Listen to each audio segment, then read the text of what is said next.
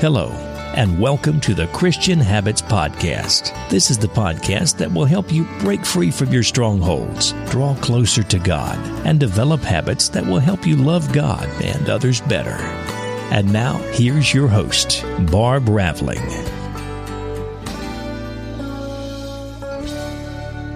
Hey everyone, it's so great to have you here today.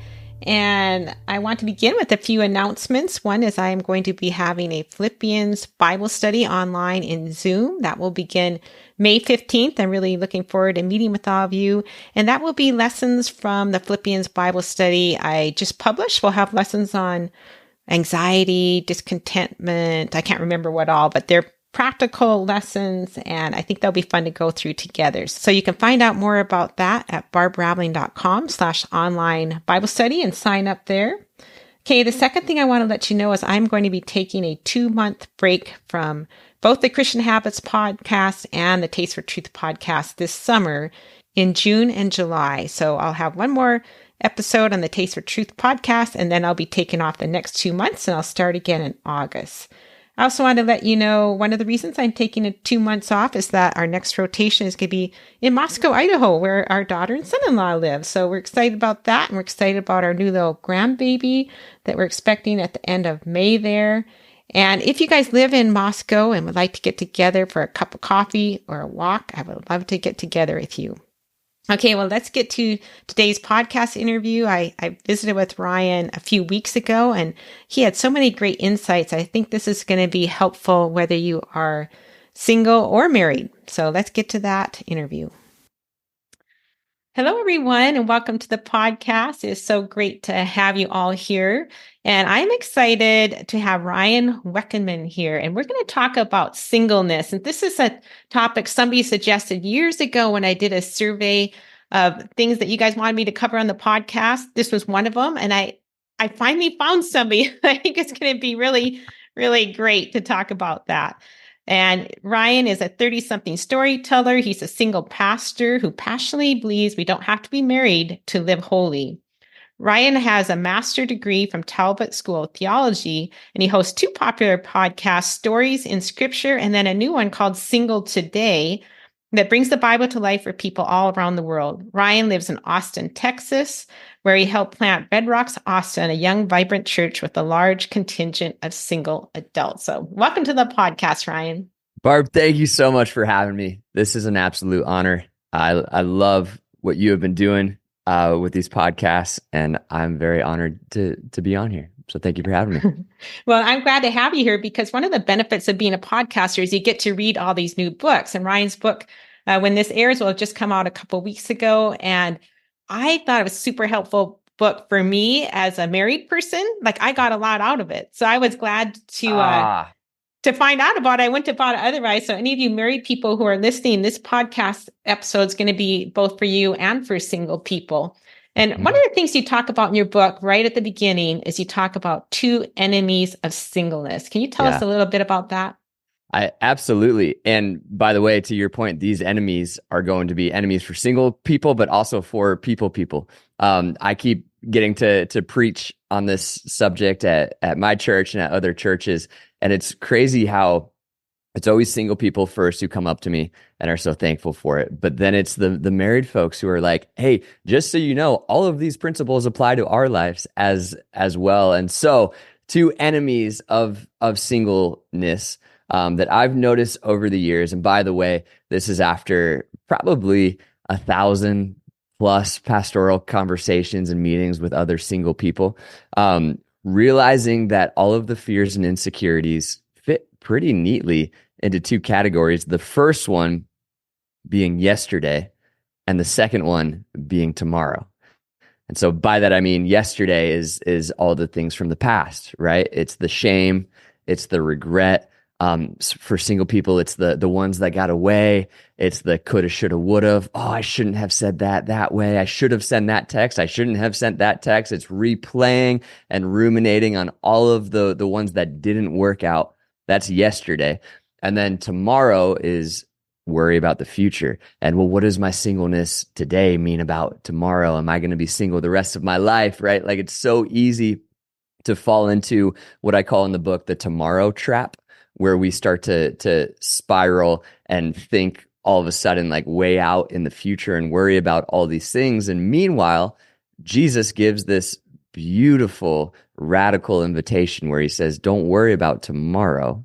Like, be present today. I have things for you to do today. And so the book is called Single Today for that reason. I'm trying to invite single people into being present right where they're at today and realizing that God has a plan and a purpose for their today. And whatever comes tomorrow will come tomorrow. But let's start by not spiraling, instead focusing on where we're at right here. Yeah, I love that. In fact, one of the things I've been doing lately is saying, how are you doing right now at this moment in time, Barb? And at this moment in time, I'm usually always doing really great. It's those regrets or the fears that keep me from doing great. So I guess the question I would ask is, how do you let go of the regrets? Because what you described about the regrets, married people have too. But instead of them saying the one that got away, they'll say, oh, maybe I should have married that person instead. Or why did I marry this person? So in some ways, it's the same regrets on a different level. How do you let go of the regrets and second guessing? Yeah, great question. I'd love to hear your thoughts as well. For me, what's been super helpful is learning to give it a name. I've noticed that historically, so many of my regrets from the past have like lived rent free in my mind. And I know that they're there. It's just like I kind of put a blanket over them and I push them into the corner and I kind of hope that they'll just go away one day. The image is kind of like a kid who's afraid to look under the bed, and so just like hides in his covers and doesn't ever look under the bed. And it's like, if you would just take some time to shine a light under the bed and see that you don't really have to be all that afraid of that monster that seems so scary, it changes everything. And so to me, that's the process of actually naming the things from the past. And I think this is really helpful to do in community. Really important, especially for us single people, to have people in our corner who we can sit down with and be like, hey, so I just want to bring this to the light. This happened 2 years ago, and I feel like I didn't handle this situation well, and I would love your perspective, but I also just want to confess it and shine a light on it and hear if I need to maybe send a I'm sorry note, or maybe I'm just completely overthinking this and we can just let it go. That process of naming it and allowing yourself to feel it, I think for me has been a massive first starting point, especially for if anybody's listening to this and you tend to live more in your mind like I do, learning to actually give it a name and allow yourself to feel it is a tremendous first step. Yeah, that's good. And I like that game. You talked about a game in the book that you played with, I think, a couple of your friends on a trip. Can you tell us about that little game? I thought that was super interesting. Actually, I thought it'd be kind of interesting to do even as a married person, really. I don't know. I don't know if it'd be helpful or not. I'm very interested to see if married couples start playing this game as well. So in chapter 2 of the book, I talk about a trip that me and my brother and 2 of our best friends took for a year. We traveled all around the world. We did a bunch of mission work. This was back in 2012. And it's funny because when you travel like that, you remember the highlights. Like we have a whole documentary about all the highlights of it, but there's so much waiting involved with traveling. And so along the way, we needed a way to fill the space. We didn't have any phones. We didn't have any technology. We were completely unplugged. And so we invented this game called The Ones That Got Away. And what we all did is we all made lists of all of the relationships from our past. And it could be a relationship, or it could just be like a bad date. It could be a crush that, you never move forward with, or whatever. We just it was like a anything goes list. And then that became our entertainment as we traveled for a year. Whoever was up next would take their next name on the list and they would just tell the story. And this is a lot what I'm getting after when I say give it a name. Like a lot of these stories just like got buried somewhere down deep in my memory. And I didn't think about them until this game forced me to dig them up in a very safe space, where I knew that I was going to be met with both grace and truth from my friends, and they were going to create space for me to process. And so it turned into this exercise where we're now talking about the things that we haven't told anybody about in years. And man, some of those nights were like, all the mission work we got to do was amazing. But the best memories we have are some of those like late nights getting toward the end of our lists and realizing like, oh, that's a pattern in my life. Like, oh, I keep pushing people away as soon as we get too close, right? Or, oh, I see what I know, I understand now why I'm chasing after finding identity and having a relationship instead of having that relationship with God first as my foundation and then adding a spouse to that mix. And so all of us are having our own breakthroughs in our own way. Mine was much more gravitated toward like, oh, I think I actually want to be single. But the other three guys, they all, after we finished playing that game and got home, they were all married within a year or two of getting back. And so whether it leads to marriage, whether this is my disclaimer for the game, it may lead you to get married or it may lead you to be very single for a long time. But either way, at least you'll be intentional about the decisions that you're making. So that was a very fun game. We just called it The Ones That Got Away. By the way, this isn't like an official game. We just made it up, Yeah, like as we were traveling. But what I like about it is because what we do a lot of times in the past is we go back and we beat ourselves up and we think, oh, we shouldn't have done that, or my life would have been so much better if I'd done that. So we're like ruminating about the past, and that's negative. And some people would say, well, just don't dwell on the past. Don't even think about it. But I actually like your approach better. You go back to the past, see what you can learn from it, because that really helped you guys grow and mature to go process it rather than just have it in your mind swirling around, just making you discontent. That's so good. Yeah, I completely agree. And to allow yourself to feel sad when you need to feel sad, to allow yourself to feel nervous when you need to feel nervous, to allow yourself to realize, oh, actually that one is just kind of funny. And we can actually laugh about that one. Yeah, I was rereading that chapter this week, and there's a line somewhere along the lines of, I'm going to misquote myself here.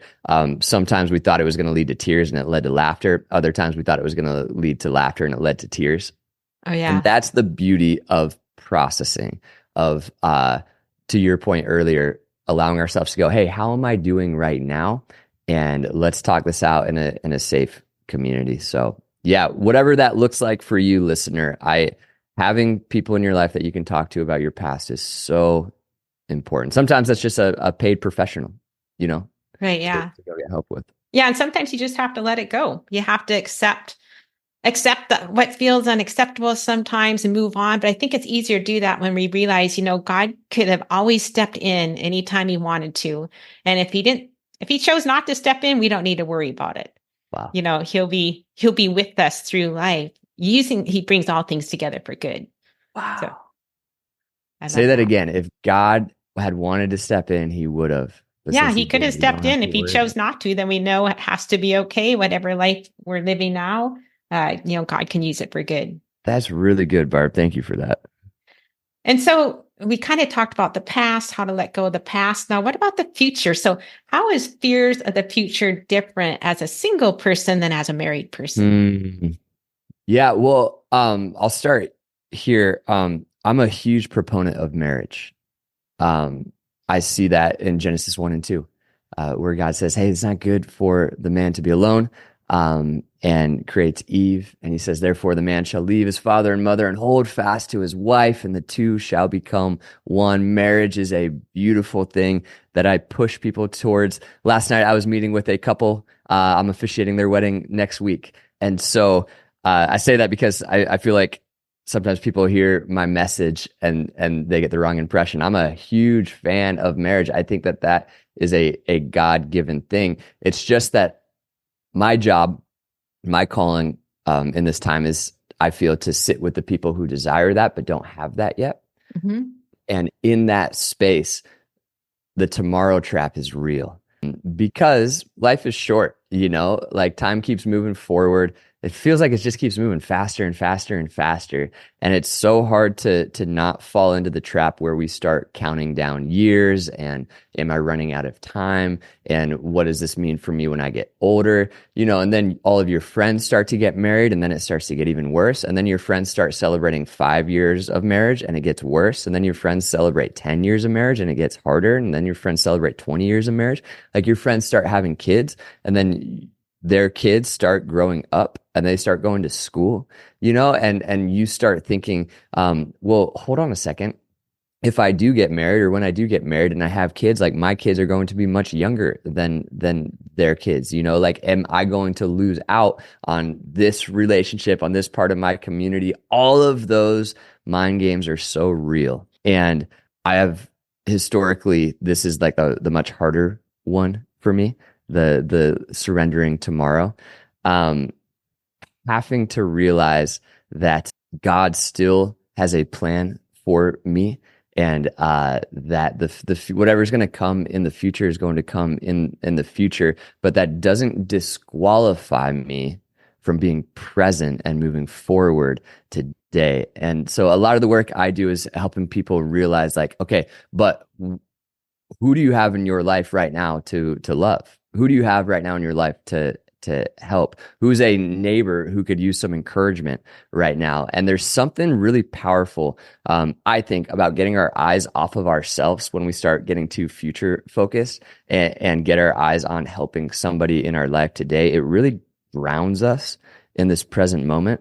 And I think this is what Jesus was doing all the time, is he was just helping other people and he was just living on mission and he was doing it so well. And so that tomorrow trap is so real.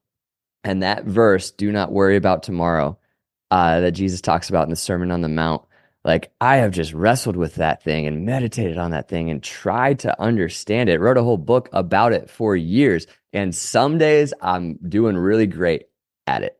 And then there's other days where I'm just realizing how much further I have to go in my journey of learning how to be present today. Because the future one, that's a hard monster to stare down. Do you ever feel that way about the future? Well, it's so interesting because as I heard you talking about, I thought it's kind of like getting close to retirement. So you and I are quite different in age. And I went through a big period of life where it didn't really seem like there were any worries. But when you're getting close to retirement, you think, okay, are we really ready for retirement? Are we really financially setting up? It's like you're forced to have faith. Because if you don't know for sure, you're forced into okay, am I going to trust God or not? Because so much of our lives, we don't have to trust God. But I feel like the single person who's wanting that for the future, they're in the same position as somebody my age who's thinking of retirement, where you don't really know what you're going to get. And you're forced to trust God because you don't really know if you're going to find somebody out there. So it's kind of hard, but it can force us into deeper communion with God and a deeper dependence on him. Yeah, and that's really, really well said. That's really where the book heads. Is at the end of the day, it's really it's a book that's packed full of stories about singleness that is really more a book about spiritual formation and learning how to be who you are with God and invite God into those spaces. And the beautiful truth is we serve Emmanuel, God with us. And the reality is that we're actually never alone, and that that will be true for all of eternity. And so much of like the shot clock and the feeling like time is finite, like at some level, at a very logical level, that's true, right? Like we're all growing older and all of that. But when you really back up far enough, you start to realize, oh, we actually have an infinite amount of time. We get to do this for all of eternity. And so understanding that has set me free tremendously, especially at weddings. This is a big part of the book. And if you are single and you get invited to a lot of weddings and your plus one is always a plus none, you'll be able to resonate with this a lot. Weddings bring up a whole, it's like those feelings that you thought you had settled being at a wedding by yourself will just bring it right back up. Much like Christmas will do that. Holidays tend to do that. Your birthday tends to do that. Yeah. And so one of the things I talk about in the book is I love how in John chapter 2, Jesus shows up to a wedding, and he shows us how to show up to a wedding, not by carrying a dark cloud, but by turning water into wine, right? In other words, show up with a celebration, show up ready to make it not about you, but make it about them, and dance and have fun and celebrate your friends, because their win doesn't equal your loss. But when you are single and you walk into a wedding and you don't really know anybody and you're sitting there, at your table, like eating your appetizer, it sure feels like their win equals your loss. And so that's been a big one for me, especially I officiate so many weddings, and Right. so I'm like always at these weddings by myself. And so I've had to realize that those are actually really sweet moments where God will meet me and go, hey, I'm in this with you, and you're not alone. In fact, you are never alone. And so don't worry about it. Let's just celebrate your friends, and then leave whenever you want, and it's all good. And so, yeah, those weddings have been a great training ground they will push a single person to the end of surrender. Yeah. Yeah. And I remember you talk in the book too about when all your friends start getting married and it's your friend group, and then you start feeling like the third wheel. So how do you gain confidence as a single person where you're confident in who you are? Wow. So you don't have to feel like that third wheel. Because I imagine, and I'd be curious to know, how often is it the other person that really doesn't want you along, or how often is it yourself who feels like they won't want me along? You know what I mean? That's such a good question. What I've noticed is it's almost always that they want me there. I just, in my own mind, feel like a burden. And so the idea is, I tell a fun story in the book about the first time I rode a three-wheeler. I was in Michigan, and I was 12 years old. And if you've ever ridden a three-wheeler, they're very fun, but they're so dangerous because it's so easy to flip them. Like you can't turn too sharp. And I was cruising along, and then I came to this hill, and I couldn't turn fast enough, but I also didn't want to just go straight down the hill. So I do the one thing you can't do, which is turn just slow enough to be sideways on the hill and it rolls over. And the idea is, like, if I was on a dirt bike on two wheels, I would have just swerved and it would have been fine.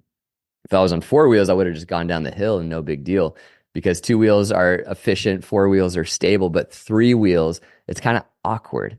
And to all the single listeners, you just said amen, because you know that feeling of, like, you show up to a restaurant with your married couple friends, and you sit down, and the first thing the waiter will always ask is, "Oh, are you guys waiting on one more?" Right? Because there'll be three of you at the table, and they're wondering if they need another menu for the next chair. And for me, the answer is always no. I wish it would just be normal to have three people go out to dinner, but the truth is, it's just not. And so what I can do in that moment is I can spend the entire conversation ruminating on that and feeling like I'm a burden here, or I can flip that and actually be a blessing. There is an opportunity when you are the third wheel to turn the conversation back on the people that you're talking to in a way that isn't there when you're one of four. Because you are such the odd person out, you actually have the ball is actually in your court. And what's going to happen is the other couple that's talking to you, they're going to want to feel like they need to ask all the questions. And what you do the entire time is you just learn to flip that and make the entire conversation about their marriage or wherever they're at in their life stage, about their kids, asking them questions like, hey, what is one thing you've learned about each other during these 42 years of marriage? Like, give me one piece of wisdom, or what is one thing you've learned about yourself from the other person, or what is one thing you've learned about love through marriage, right? When you learn how to just flip that and make that all about them, what you start to realize is everybody at some level is desperate to process their own life, right? And wade through the deeper waters of their soul. We just all, like, we need each other to tee each other up to get there. And so what I've realized is, being the third wheel, you actually have an opportunity to be the blessing instead of the burden. You just have to get really intentional about going into that with the mentality of that's what I'm going to do. So I will I will literally sit in my car before I walk into that dinner, and I will say a prayer and I'll sit there with God. I'll go, God, thank you for this opportunity. Thank you for my married friends. Thank you for this invitation. Would you remind me that they want me here? And would you give me the right questions and wisdom and confidence to make this all about them? Holy Spirit, let's have a moment in Jesus' name. Amen. I'll just do that. And I have found that just changes the entire ballgame. I like that, but I just hope that in those conversations, that it's also about you. Like if both parties are reaching out to other person, wanting to know them, wanting to know about life, it's back and forth. So I hope they would also say, what have you learned about love by being single? You know what I mean? I do love your idea though of asking questions, and because I bet that's not the norm, maybe, huh? Totally. And you're so right. It really is. It's kind of like a pendulum, right? Like they want the pendulum. They're naturally going to try to get the pendulum stuck on talking about you. And so what you're doing is you're trying to move that over to talking about them. But then you're going to let it naturally start to oscillate back and forth. Because to your point, like nobody wants to feel like they're getting interviewed at a dinner, so that's not what I'm doing. I'm just teeing them up and asking them the right questions to get them talking, knowing that it's going to come back to me, and then I'll try to meet their vulnerability with my vulnerability and then throw it right back to them. So absolutely. I totally agree with that, Barb. I just, as the guy that's been the single person a lot, I know it takes a little intentionality to get that pendulum moving back and forth. Yeah, I could see that. That's great advice. So what do you think about the church? So we talked about singleness with friends, on your own, and then in the church, because I had a single friend who went to church and she felt like nobody paid attention to her because she was single. Do you think the church welcomes single people? And is there something that needs to change about that? I do. I'm a huge proponent of trying to be on the front end of that change. And I think that it's starting to happen, which I'm very encouraged by. And it's going to be a long process, but for years, for me, it always felt like there was a young adults ministry, and then there was a young families ministry, and which is like a natural progression. But it's kind of saying like, so while you're in this young adult ministry, you better get married and start to have some kids so that you can naturally step to this young families, which works for a good amount of people. It also leaves out a whole lot of people who are going, well, I'm too old to go to young adults, or I feel too old to go to this young adult ministry, but I don't have a spouse. I don't have kids. So I don't feel like I fit in there. What about me? And what I've found to be incredibly helpful is just to get back to our first point, to name that and to allow ourselves to say like, yeah, that is an uncomfortable feeling. And yeah, that doesn't sit great.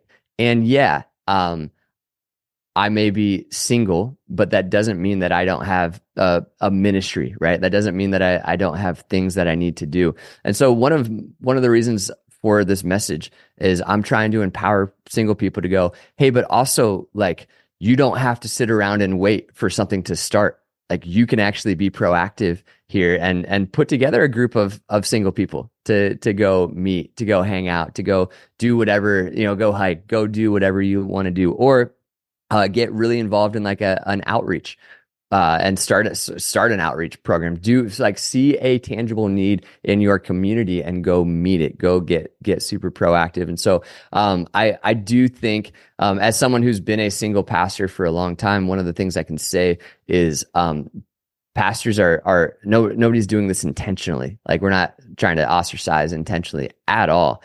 It's just that it's going to require a little bit of work on the part of the single person to go, hey, I think it's my time to actually step up and come up with an idea here and then go present it to leadership. And so I think the more that we can do that, like I just see a day where singleness is not synonymous with selfishness, Yeah. but rather with selflessness, where we as single people are leading the way in serving and leading the way in mentoring the next generation and leading the way in generosity and leading the way in using the extra time that we have to really make a difference in our city. It's just going to take us deciding, hey, we're going to make this happen. And so that mind shift has been a big one for me. And I would encourage anybody who, if you're single and you feel like there's not a place for you in the church, my next question is, okay, what are you passionate about? What are you really good at? What makes you come alive? And what can you create from within? Like, how can we move this ball forward? Does that make sense? I love that. I love all those ideas. And I think too, just the attitude needs to change. Paul said it's better to be single. Jesus was single. Single isn't like the second choice. It's a different choice. So both married and single, there's two different choices. They both have their strengths. They both have their weaknesses. So to feel like, hey, I can live a great life as a single person. If I find somebody I want to marry, I can live a great life as a married people. It's not marriage or singleness that makes you happy or unhappy. It's more attitude and how you process life and that sort of thing. That's so true. I mean, we literally have, if you're single and you're listening to this, we think Martha may have been single just from the way that she led her household. We think, a lot of scholars believe John the Baptist was single. And unless like his wife was cool with locusts and wild honey every night, I would imagine he probably was single. And so you have the one that led the way for the Savior of the world. We have the one who hosted the Savior of the world multiple times in Martha. We have the Savior of the world, and we have the Apostle Paul, who took the Savior of the world's message to the ends of the earth, all who didn't wait until they were married to begin ministry. And so like there is a incredibly compelling case in the New Testament for this space of singleness. It has just driven me nuts for the last 10 years that I don't feel like we talk about it enough. And so, yeah, it's an honor always to step in and kind of help move the needle on that a little bit. Yeah, that's good. And I mean, I think if something happened to my husband and I was alone again, I think the loneliness would be hard, like living alone. It's even hard, like not having our kids around anymore, just the two of us. But, you can always get roommates, and you can always, I think you maybe have to do a lot of effort to get community, but that's something everybody needs. So many people are lonely that I talk to, both married and single. It's just that it's kind of a pervasive problem right now. It is. As of, what was it, May 2nd last year, loneliness and isolation are officially an epidemic. Yeah, it's sad. 52%, I believe, is the number of Americans who say they feel lonely often. And, it's interesting. I read a study that in 2003, the average American was spending 60 minutes of quality time with another person every day. And 20 years later, that number was down to 20 minutes a day. So we're spending 3 times less quality time in community than we were just a couple of decades ago. So it's trending in the wrong direction. And that is really like where the pastoral concern comes out for me. And one of the things I'm trying to do with this book is really try to build community and push people towards community, because you may be single, but you're not alone. And I love being single. I love being by myself. I've always felt very comfortable by myself, but that doesn't mean I get to punt on community. It means I actually have to work a little bit harder to make sure I have the people in my corner and the people in my life who know my stuff and who know what I'm going through, who are checking in on me as I check in on them. Community. Like Jesus was single, but what the first thing he did in the Gospels is put together a team of people. Right. Mm-hmm. Right. So if you're listening to this and you feel alone, that loneliness and that isolation, one, know that you aren't alone in your loneliness, which in an odd kind of way, I've found very comforting over the years. But then two, know that there are, like, two, know that God is always with you in it. And three, know that there are other people out there who are looking for community as well. It's just, the problem is, as you get older, they're not going to like knock on your door to say like, hey, I'd like to be your best friend.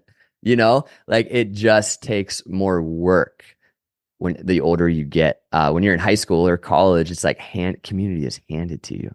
Right. As you grow and as you go, especially if you remain single, you really have to be the one to say, hey, you know what?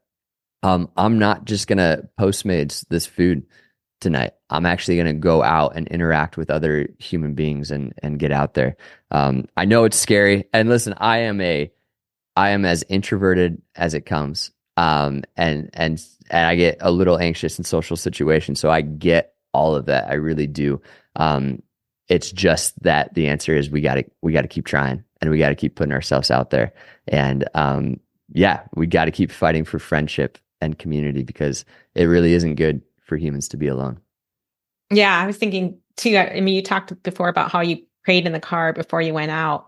And I guess I would suggest too, if you're single and you're thinking about going into some community and you're nervous, you can also pray through the insecurity Bible verses on my I Deserve a Donut app. I think those would really help you feel like loved and close to God as you go in. I think that'd be a good feeling. Or pray through 1 Corinthians 13, 4-7. So I like those ideas of preparing. But I did want to talk quick about beliefs. So, we talk about lies and beliefs and truths on this podcast. And I thought a lot of beliefs that came up when I was thinking about being single, remembering back when I was single. And so I'd like to just kind of give you each of those beliefs, and you can tell us if it's true or not, a complete truth if it's true. Some of them will probably be half true. Let's go. Ready for that? Okay. Let's do it. The first one is there's one best person out there, and if you miss that person, you'll miss out on God's best plan for your life. Completely true. No, I'm kidding. I'm kidding. Completely false. That is a narrative that needs to go. I first off, you didn't ruin God's plan. You're not that powerful. And so that one that got away that you can't stop thinking about, to your point earlier, Barb, it may be time just to, I feel this right now for somebody listening. It may be time just to open your hands and release that one, and realize, it's cliche, but realize that there truly are lots of amazing people out there. And really what you're searching for is compatibility if your desire is to get married, because you're going to grow together. And so you're looking for somebody who has the same foundation as you, heading in the same direction, who's running their race alongside you. And then if it's great, then cool, sign up to work together, but don't feel like you ruin God's plan. God's, all throughout the Bible, it's just imperfect men and women taking the scenic routes to get to where God's trying to get them. But at the end of the day, God gets us there.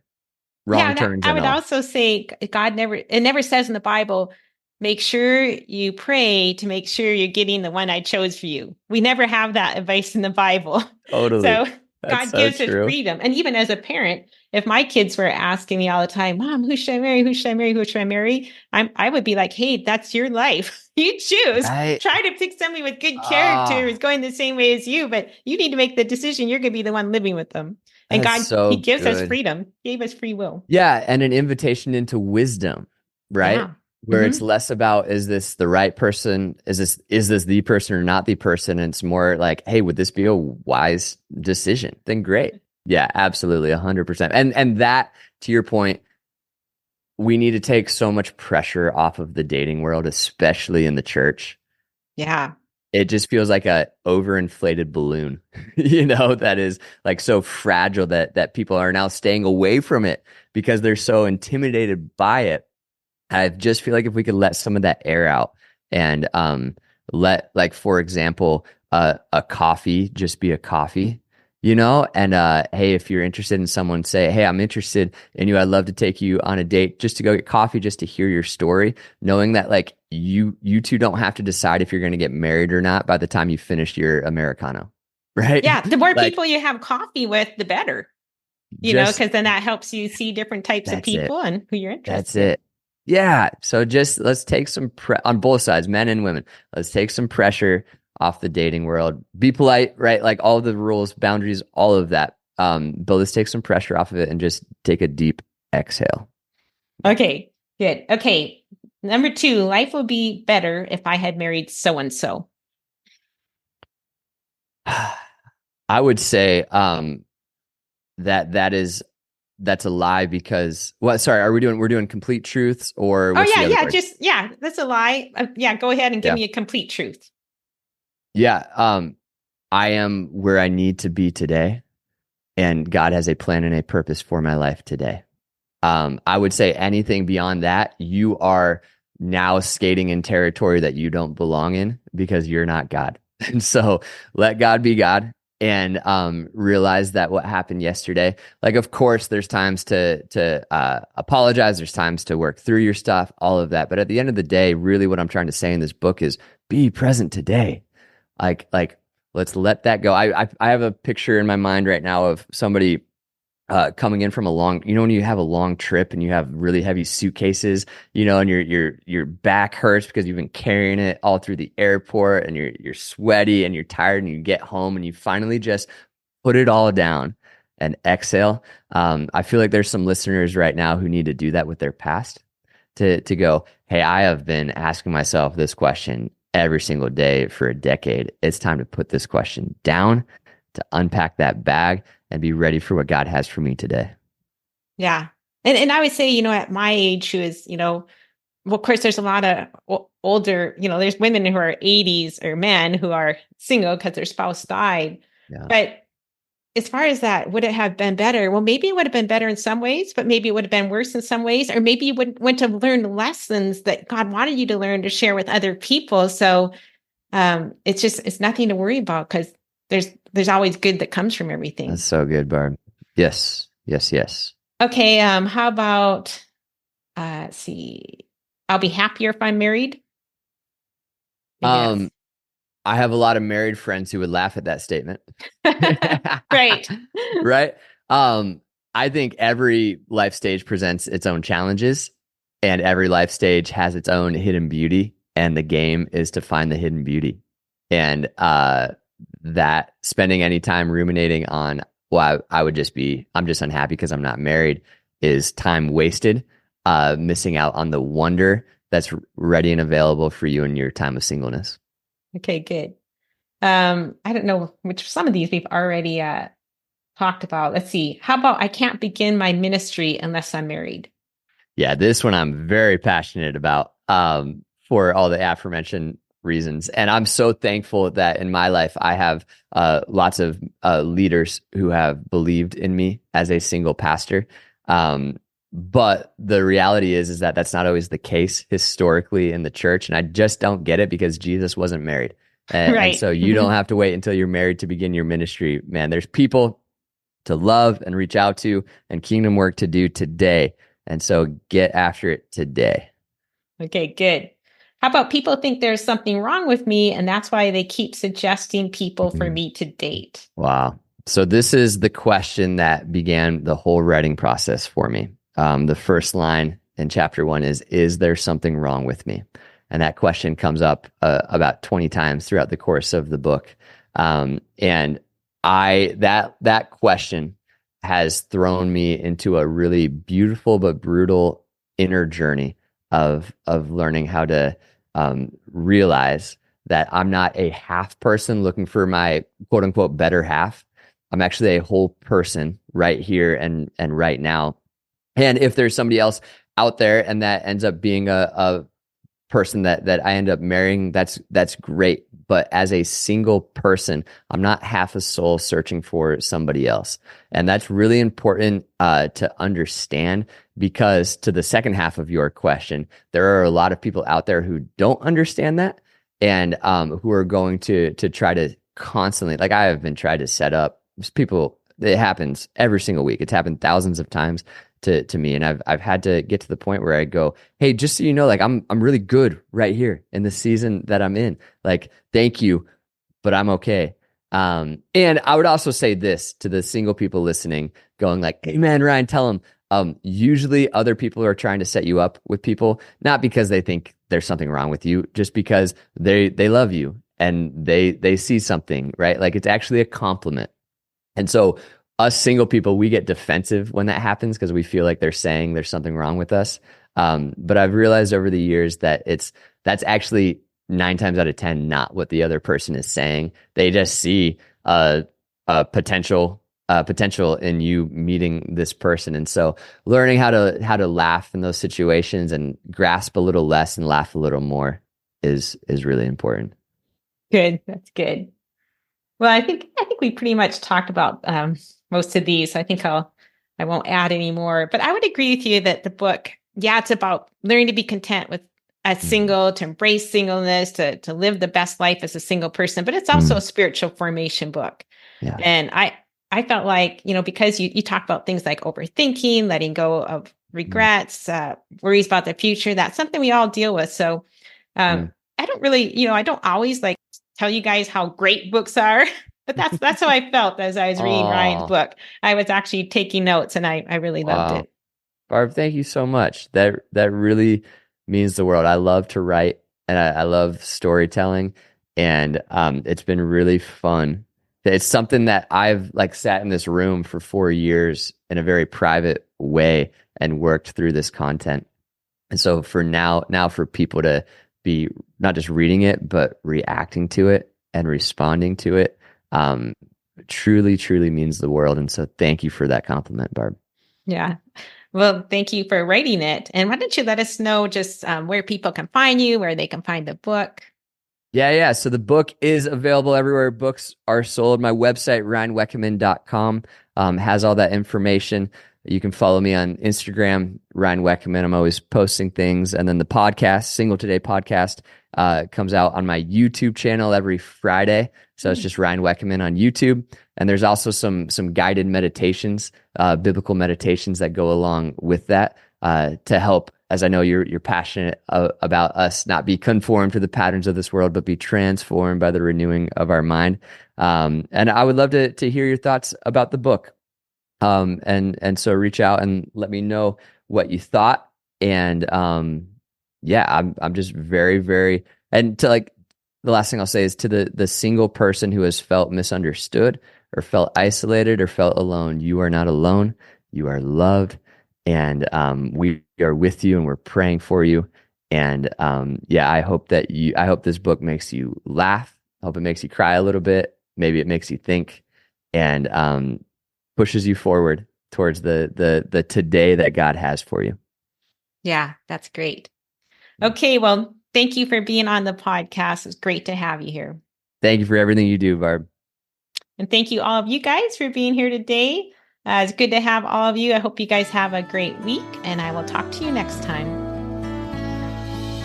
Thank you for listening to the Christian Habits Podcast. If you'd like more help with stopping and starting habits, check out Barb's blog at www.barbraveling.com.